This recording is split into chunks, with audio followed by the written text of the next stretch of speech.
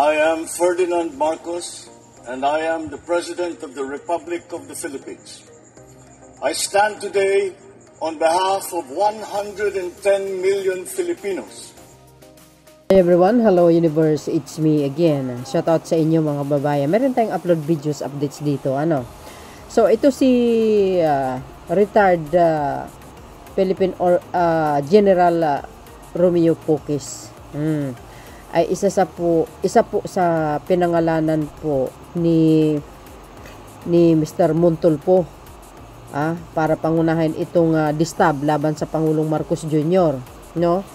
So alam nyo, pag mga ganitong mga tao, maraming pasikot-sikot, kunwari hindi sila involved, pero kitang-kita nyo naman din sa mga kinikilos nila, mga kababayan, obviously parang ganun ang dating sa akin. So dahil dyan mga best, sabi po dito mga kababayan, sabi po ng Pilipinas Today, maraing itinanggi ni Philippines Air Force, which is ang PAP, retired General Romeo Pocis, ang napabalitang na hinakayat umano ng mga tulad niyang dating opisyal ng militar, ang mga kasalukuyang opisyal ng Armed Forces of the Philippines para maglunsad ng kudita laban kay President Ferdinand Marcos Jr. Ngayon, sa panayam sa kanya ni na Attorney Edwin Lasierna at former Congressman Mike Defensor sa The Spokes Billionaire News Channel nitong November 10, igit itong Pocis na mapayapang magpapahayag ng hinaing kontra korupsyon sa gobyerno ang layunin ng grupo nilang United People's Initiative na magrally sa EDSA sa November 16. Well, kung yun ang layunin nila mga kababayan, mas maganda, pero ang ating kapulisan, ang EFP, wag magkumpiyansa, 'di ba? Yung September 21 nga hindi natin akalain na manggugulo pala. Yung mga nagrally galing sa liwasang Bonifacio, 'di ba?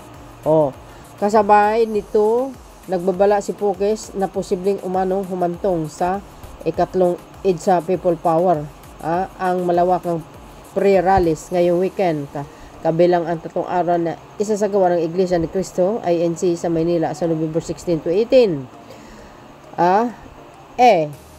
Nasa sa inyo po yun. Kung ang ginagawa nyo is manawagan at manggulo, kayo lang ang may kagagawan. Ngayon, kung masakpan kayo, problema nyo na yun.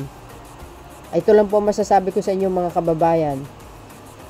Hindi po nila kayang patalsikin ang Pangulong Marcos Jr. I guarantee that. Mark my word. Totoo po yan. Wala pong basihan mga kababayan. Kahit saan korte ka pupunta, wala pong basihan po yan. Dahil mismo ang Pangulo ang nagiging whistleblower dito. Whistleblower na kung saan nag-expose ng korupsyon na dekada na po ang nangyayari sa bansang ito. Di ba? At yung mga ghost project standard, panahon pa ni Digong. Remember, yung mga contractors, yung mga opisyal, panahon pa ni Digong. Namimihasa sila hanggang sa Marcos administrasyon sa kaligitnaan ng kanyang panunungkulan bilang Pangulo ng Pilipinas, natuklasan ng Pangulo na itong mga taong ito ay involved sa panahon pa ni dating Pangulong Rodrigo Duterte. Di ba? Obvious naman yun kabilang si Pocis sa mga retiradong general na binanggit sa viral na insider list ng veteranong komunista na si Montulfo na tinutugay-gayan umano ng gobyerno dahil sa pagpaplano ng disabilisasyon laban sa gobyerno. Nasa listahan din ng isa sa mga nag-interview kay Pocis sa Spock na si Defensor. Yes, ang magpipinan sino ba ito? Si Chavit Singson, si Sara tsaka si Pulungis. Sa listahan ni Tulfo, tinukoy umano ng posibleng pinanser ng umano'y disabilisation plot si Ilocos si dating Ilocos Governor Chavit Singson at ang magkapatid na Davao City, si Pulong at si Sara Duterte. Agay, sakaling totoo ang pinaplanong disabilisasyon ay mapababa sa pwesto si President Marcos Jr. VP Sara ang automatic papalit sa kanya. Yun naman ang gusto nila, di ba? Yan naman talaga ang gusto nila mga kababayan. Dahil pag mas na nakaupo si Sara, natural. Sino ba ang sino po ang ang makikinabang kundi yung mga yung mga gamblord, ng mga chihuahua, babalik sila dito. Siyempre, absuelto si Kibuloy. O, babalik sa dating gawi, kung anong ginawa ng ama niya, ganun din. Babalik ang tukhang. 'Di ba? Absuelto sino pa? Si Tebes, marami pa. Yung mga issue laban sa kanila, lahat 'yan ma-watch out. 'Di ba? Yung mga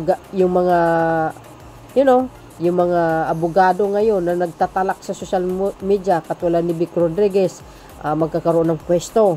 'Di ba? Sa Malacanang, babalik si Roque. Anong pwesto ni Roque? Hindi natin alam. Baka sa budget of treasury. Lahat 'yan. Ano ang magiging mangyayari sa bansa? Back to tae talaga tayo. Walang mangyayari. Kasi walang kaalam-alam, mamuno si Sara Duterte. Yan ang pakatandaan nyo, mga kababayan. Sa tingin nyo, papayag kaya tayo? Siyempre hindi. Yan. Pukis, nagpaliwanag sa co-op issue.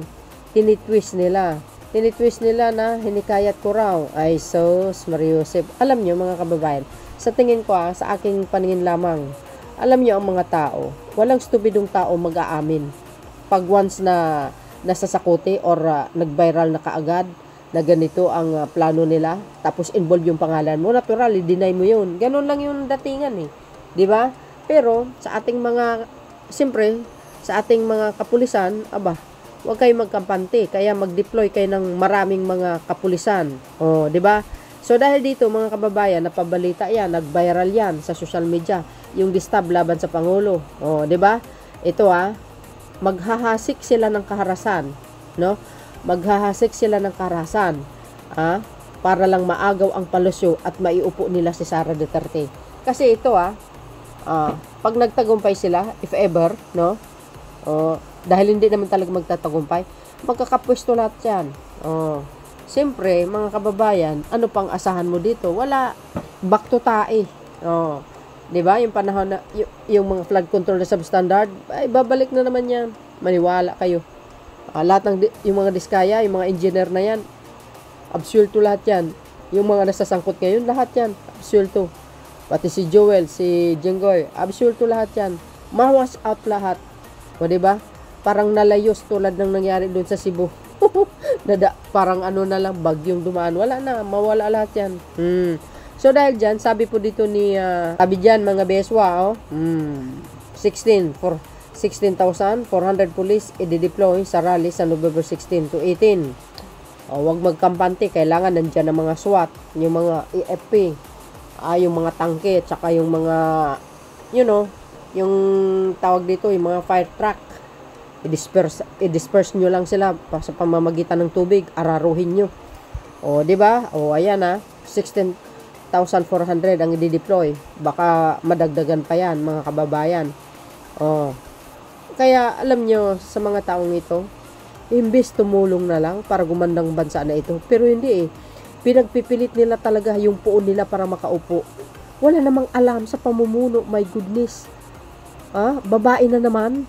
What the heck? Kung sino pa yung tao na magaling mamuno, yung pang paalisin, bakit? Natatakot kayo kay PBBM? Dahil tagilid kayo sa mga issue ninyo, lalo nito si Chubby Chingson.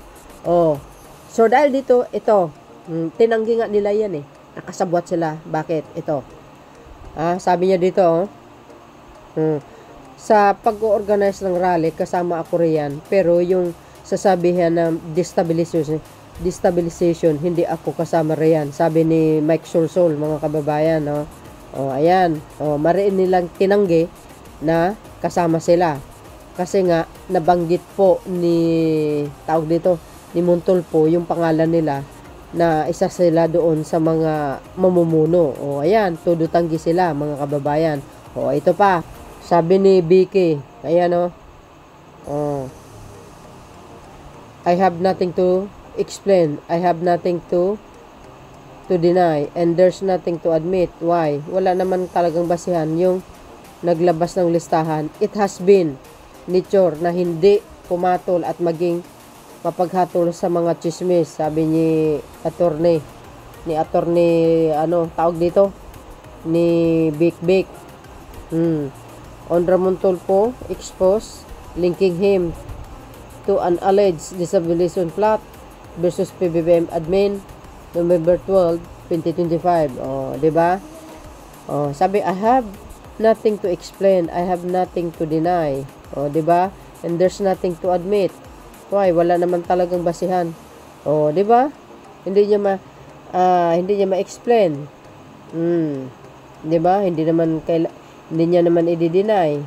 Dahil sabi nga, chismis lang daw yun, sabi. Even si Garutay, sabi din niya, chismis. Ganon din si Pukpuk. Chismis lang daw ni Montulfo yun. Kaya, di ba sabi ko, sino ba namang stupidong tao maaamin? Pag nag-viral na yung pangalan mo na kasama ka doon sa nagpaplano, siyempre walang aamin doon, di ba? Pero ganun pa man, kailangan maingat. Huwag magkampante mga kababayan. Kababayan ng politiko, kumpirmado ng Malacanang na tinitingnan ngayon ng intelligence community ng armed forces ang destabilization list na inilabas ni Komunista Ramon Tulfo na mag-uugnay sa ilang kilalang personalidad sa umano'y planong patalsikin si PBM, si Pangulong Ferdinand Marcos Jr. Ayan o. AFP, kinakalkal na distab list ni Mon Tulfo. Ayan. Siyempre, pag iimbestigahan nila si Mr. Mon Tulfo, sasabihin niya kung saan galing ng source. O, di ba? Ganun lang yun kasi sabi niya kahit pitpitin daw yung bitlog niya, hindi sasabihin. Pero dahil dyan, kung iimbestigahin na talaga, hanapin kung saan galing talaga yan, malalaman at malalaman. Sana makipag-cooperate si Mr. Tulfo para malaman kung sino ang source niya. Di ba mga kababayan? Ito yung sinabi ni... Ganon din si Singson, mga kababayan. Wala daw siyang kinalaman. Di wow. Binisabit, mga kababayan. Di ba? Ayan sabi. Panakot sa kumukontra sa administration. Speaking on BNC, ayan, the forefront with Attorney Karen Jimeno, former Ilocos, sabi niya dito, former Ilocos Governor Singson, reputed claims of destabilization plot against Marcos administration, saying the allegation were meant to silence critics exposing government corruption. Singson asserted that public's outrage stemmed from legitimate grievances, not any organized conspiracy, and urged Ferdinand Marcos Jr. to step down. Honorable amid mounting corruption and controversy. Sira ulo talaga ito si si Sabit Singson. Kasi sabi niya lang na mas mabuti mag-resign si BBM. So, utot mo, style mo bulok. Matatamaan kasi ang negosyo mo kaya ganyan Puro ka panawagan na mag-resign ng Pangulo. Kami naman focus lang on graft and corruption lang, hindi totoo. Ito, dahil karamihan naman dito, people from the list, hindi ko kilala. Ito panakot nila sa mga kumukontra sa administration. Yan ang sabi ni Sabit. Diba sabi ko, siyempre, pag nasa front line, yung pangalan mo, at nakabalandra sa social media na isa ka sa mga nagfinance, natural. Aaminin mo ba? Siyempre hindi. Bakit? Pag inamin mo, di. Siguradong kakasuhan ka. Rebellion yan, di ba mga kababayan? Alam nyo naman si Sabit, sigurado matatamaan yung negosyo niya. Waiting Lord ito Ay, nako, sa mga taong ito. Kung sino pang pinakamagaling na pinuno, yun pang gusto nilang maalis. Tapos ipalit nila yung mamatay tao at ang kurap.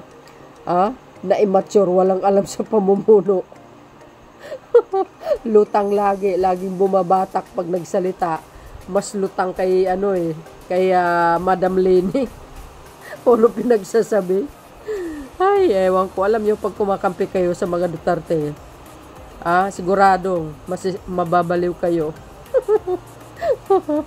So dahil dito sa matunog na distab na ito mga kababayan, ito po ang warning ni DILG Secretary. Po dito ni mga kababayan ni DILG Secretary Remulla, we will arrest you. Interior Secretary John Vic Remulla has warned against potential destabilization effort at the 3 days Iglesia ni Cristo INC rally which aim to promote government transparency and accountability. Alam niyo mga kababayan, sabi ko nga sa INC, no? Kung ako sa inyo, panawagan nyo na lang through television na panalangin para sa bansa. Ano ang purpose nyo mag-rally? Transparency and accountability. Hindi nyo ba nakikita ang ginagawa ng Pangulo? Nag-iimbestiga na siya Tinatag niya nga ang ICI. Ano pa ang gusto nyo malaman? 'Di ba? Ano gusto nyo mangyari? Ano yun? On the spot ka agad, ikulong mo na yung tao? Huwag niyo po itulad sa panahon ni Digong. Tulad ng EJK, tumba ka agad. Si Pangulo hindi ganun. May due process po tayo dyan. Kailangan busisiin. Para hindi malagay, para hindi mabulilyaso. Ipakulong mo ka agad yung isang tao. Malay mo, baka gawang istorya pa yun. Di mabaliktad ka ngayon. Di ba kailangan ng due process? Ang Pangulo kasi, dumidepende po yan sa batas. Kung ano pong nakasaad doon, dapat due process lagi. Busisiin mabuti yung kaso. Ganun talaga ang batas dito sa Pilipinas. Di ba? Ayan ang sabi po ni DILG Secretary, sabi po ng Inquirer.net. Yan, Remulla warned business destabilization efforts amid 3 days INC rally. Ayan warning na kayo. Pag nanggulo kayo, maghasik kayo ng kaguluhan, natural mga bes. Ano ba ang gagawin? Di siyempre, arestuhan yan. Ito mark my word. Hindi po nyo kayang pabagsikin ng Pangulo dahil walang pong basihan talaga. 'Di ba? Naghahamon kayo, 'di ba? Nananawagan kayo ng transparency and accountability. Bakit hindi nyo sinabi yan sa harapan ni Sara Duterte? 'Di ba? Gusto niyo palang transparency and accountability. Bakit hindi niya kayang ipaliwanag? Sa harapan ng publiko kung saan napunta yung mga ginastos ng pera. Sige nga. Sa panahon ni dating Pangulong Duterte, bakit hindi nagrarally ang INC para sa accountability at transparency sa mga nangyayari before? Sa nangyayari sa EJK, ba't hindi kayo nagrarally? Ang daming namatay nung panahon na yun. Sige nga. Sa INC naman, huwag kayo sumali sa mga sa mga pampolitika. Kasi namumulitika yung mga Duterte for 2028. Kaya nga, mga kababayan, sa akin naman wala namang problema mag-rally. Kung peaceful ang hinihiling nyo, walang problema doon Pero huwag kayo magyayabang. Dahil may batas po tayong tinatawag. Kahit marami kayo, hindi nyo pa rin kaya ang pamahalaan. Masasaktan lang kayo. 'Di ba, mga beswa? Pero sa kabila namang banda, sa akin nakausap ng mga INC dito sa mga kapitbahay ko, may rally nga sila talaga. Tuloy-tuloy na po 'yan. Nakukuha sila ng permit, pero ang rally daw nila is para panawagan daw, para mapakulong ang mga nangungurap. Yun na nga ang ginawa ng Pangulo. Gumawa na nga na siya ng paraan, nag-iimbestiga na nga due process po ang usapan dito. Hindi po tukhang yan. Na style tukhang, tumba ka agad. Kayo naman, hindi kayo nakakaintindi dapat inintindi nyo kung anong ginagawa ng Pangulo. Siya po ang pinaka, dito. Kung tutuusin, whistleblower na nga Siya ang siwalat sa mga korupsyon sa nangyari sa bansa na ito. Saan kayo makakitang klaseng ganun, mga klaseng utak na ito? Kaya ganun pa man mga kababayan, prayers lang po Sana po hindi matuloy yung mga plano nila kasi kademunyuhan po lang yan. Gusto na lang nila maiupo yan si Sara Duterte na wala namang kaalam-alam. 'Di ba? Para makabalik sila sa kapangyarihan, para ma-watch out lahat ng issue laban sa kanila. Para baliktain na naman ang Pilipinas. Wala. Kawawa ang Pilipinas, sinasabi ko sa inyo, bagsak lalo ang ekonomiya. Kung mataas ang bilihin sa panahon ni Digong, mas malala yan. Kaya wag tayong papayag. Ito si Sara makaupo sa Malacanang sa 2028. Wag natin hayaan na makabalik ang mga yan. Walang mangyayari sa bansa, sinasabi ko sa inyo. Lalo't pa yang walang kaalaman, puro lakwatsa, tamad. Kung sa DepEd nga, wala nga siyang achievement Hindi niya nga kaya maipaliwanag yung mga confidential fund na nawala Magiging Pangulo pa kaya? Naku, parang awa nyo sa mamayang Pilipino at sa bansang ito. wala, maglilipana lahat ang mga flood control na substandard, mga tulay na mga sira. Ay, nako, babalik ang mga Chihuahua. Kawawang Pilipinas. Kaya yan ang sinabi po ni Secretary Remulla.